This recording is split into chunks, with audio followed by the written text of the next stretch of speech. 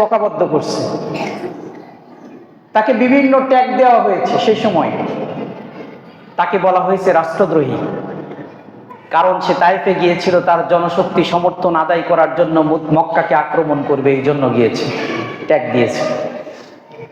কাকে দেওয়া হয়েছে? দেশ বিরোধী রাজাকারের ট্যাগ দেওয়া হয়েছে মুহাম্মদুর রাসূলুল্লাহকে সেই সময়। চ্যানেলটি সাবস্ক্রাইব করে আমাদের সঙ্গেই থাকুন। রাসূলকে মক্কায় ঢুকতে দিবে না, পাসপোর্ট নাই, ভিসা নাই, কিচ্ছু নাই। কিন্তু তৎকালীন আরবের একটা নিয়ম নীতিমালা ছিল যে কেউ যদি আশ্রয় দেয় তাহলে রাষ্ট্রীয় নীতিতে তাকে সে আশ্রয় দিতে পারবে। রাসূল বিভিন্ন জনের কাছে পত্র পাঠিয়েছেন, আমার নবী যে আমাকে যেন কেউ একজন আশ্রয় দেয়। আহারে, যেই জন্মভূমিতে আমার জন্ম, সেই ভূমিতে আমি আজকে আশ্রিত, এর চাইতে অপমান লজ্জার আর কিছু হতে পারে? রাসূল যে মক্কার বুকে প্রত্যেকটা বালুকণা যেখানে সাক্ষী মুহাম্মদুর রাসূলুল্লাহ সাল্লাল্লাহু আলাইহি ওয়াসাল্লাম, প্রত্যেকটা বালুকণার সাক্ষী।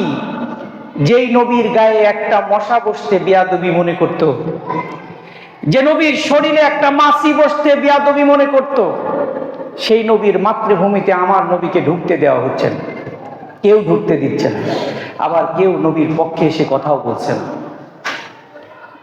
রাসূলুল্লাহ হযরতে খাদিজা রাদিয়াল্লাহু তাআলা আনহা দূর সম্পর্কের এক আত্মীয়ের কাছে পত্র পাঠালেন। তিনি পত্রটা বড় সম্মানের সাথে কবুল করলেন, রাসূলকে আশ্রয় দিলেন, রাসূল মক্কার বুকে ঢুকলেন। এতদিন ছিলেন নিজের জন্মভূমিতে স্থায়ীভাবে, এখন তিনি আছেন আশ্রিত। তিনাকে কেউ একজন আশ্রয় দিয়েছেন, এই আশ্রয়ে তিনি বেঁচে আছেন, জীবনযাপন করছেন। এখন লাঞ্ছনা কমবে না বাড়বে? অপমান কমছে না বাড়ছে? বাড়ছে আরো বেশি। কি টিটকারি দেয়, কি গেলা তাইফে বড় আশা নিয়ে। তাইফের মানুষ তোমারে সাহায্য করে নাই? আসলে কি তাইফের মানুষ সাহায্য করেছিল? আর অপমান করেছিল। এখন এই অপমানের কথা বললে আপনার আমারও তো শরীরে রাগ হয়ে যাওয়ার কথা। রাসূলকে এমন অপমান করা হয়েছে, অপদস্থ করা হয়েছে, মানসিকভাবে ভেঙে চুরমার করে দেওয়া হয়েছে। এই সময় রাসূল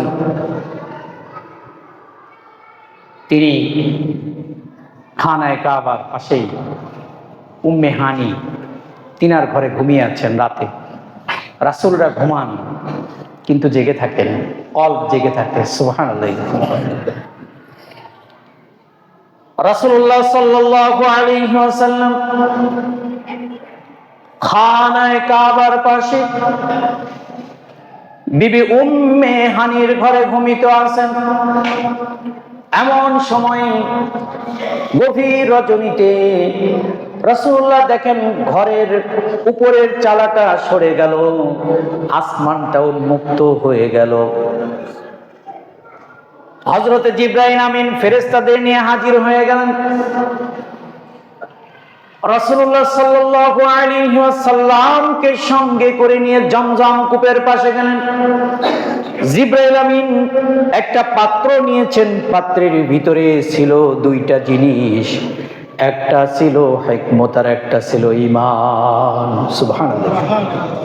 জান্নাতের ঈমান, মজবুত ঈমান। জান্নাত থেকে যেই পাত্রটি নিয়ে এসেছেন সেই পাত্রের ভিতরে দুইটা জিনিস ছিল, একটা ছিল হিকমত আর একটা ছিল ঈমান। জমজম কূপের পাশে নিয়ে মুহাম্মদুর রাসূলুল্লাহ সাল্লাল্লাহু আলাইহি ওয়াসাল্লামকে জিবরাইল আমিন রাসূলুল্লাহর সিনাটা চাক করলেন।